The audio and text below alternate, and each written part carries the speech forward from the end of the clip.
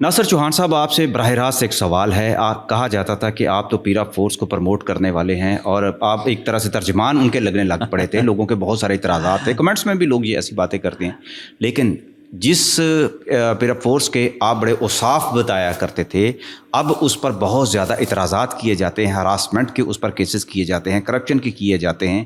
اب یہ فورس جو ہے جس مقصد کے لیے بنائی گئی تھی، کیا یہ وہ کام کر رہی ہے اور اس کو روکا کیسے جائے گا؟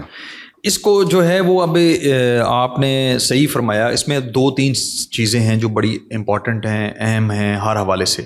آپ نے جیسے کہا کہ کرپشن کی شکایتیں بہت زیادہ ہیں، بدتمیزی، ہریسمنٹ، اور وہاں پہ آپ نے دیکھا ہوگا پیرا کی جو گاڑیاں ہیں اس کے اوپر لکھا ہوتا ہے پہلے عزت پھر نفاذ، لیکن یہاں پہ عزت والا کوئی کانسیپٹ ہی نہیں ہے۔ وہ جا کے کبھی کسی کو گریبان سے پکڑ کے باہر نکال رہے ہوتے ہیں۔ انہوں نے بڑا جو ہے وہ آپ یہ کہیں میس کریٹ کیا ہوا ہے، بڑا ظلم کرتے ہیں، لوگوں کو مارنا پیٹنا، اس کے بعد جو ہے وہ بھتہ خوری، یہاں تک بات پہنچ چکی ہوئی، بھتہ خوری تک۔ پھر یہ کہ جو بھی شولڈر سیلنگ تھی اس کے اوپر انہوں نے بہت جو ہے وہ لوگوں کو تنگ کیا، ایون تاجر برادری ان سے بہت تنگ ہے۔ اور تاجر برادری کو ٹھیک ہے، سرکار نے ایک پالیسی بنائی کہ آپ شاپ سے باہر نہیں نکلیں گے، وہ ٹھیک بات ہے، لیکن اس کے بعد ان کو پھر جو ہے ہراساں کرنا، تنگ کرنا، اس کے اوپر جو ہے وہ ایک میٹنگ ہوئی، پنجاب گورنمنٹ نے میٹنگ کی اور سی ایم نے اس کو چیئر کیا، کیونکہ سی ایم اس کی چیئرمین ہے اتھارٹی کی۔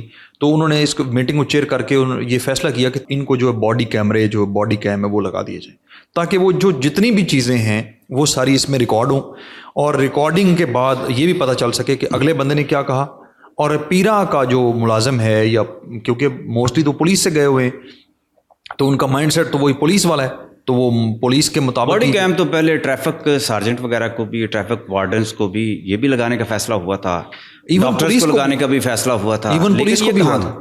یہ تو بالکل قابل عمل ہی نہیں لگتا۔ قابل عمل تو نہیں لگتا، لیکن یہ کہ باقاعدہ طور پہ جو اس ایکٹ ہے، اس ایکٹ میں بھی یہ لکھی ہوئی بات پہلے سے لکھی ہوئی ہے، اب کیونکہ اس کے اوپر عمل ہونے جا رہا ہے تو دیکھتے ہیں کوئی اس میں بہتری آئے، کوئی گنجائش بہتری کی نکلے، اور یہ جو بدتمیزی والا طوفان ہے یہ کم ہو سکے۔ لوگوں کو جو ہے وہ باقاعدہ طور پہ محسوس یہ ہونا چاہیے کہ کوئی بھی فورس ہے وہ آپ کی محافظ ہے، وہ آپ اس کو دیکھ کے یہ نہ کہیں کہ یہ ڈاکو ہیں، یہ چور ہیں۔ تو جب یہ فیلنگز ہوتی ہیں تو پھر لوگ جو ہے وہ آپ کے ساتھ تعاون بھی نہیں کرتے۔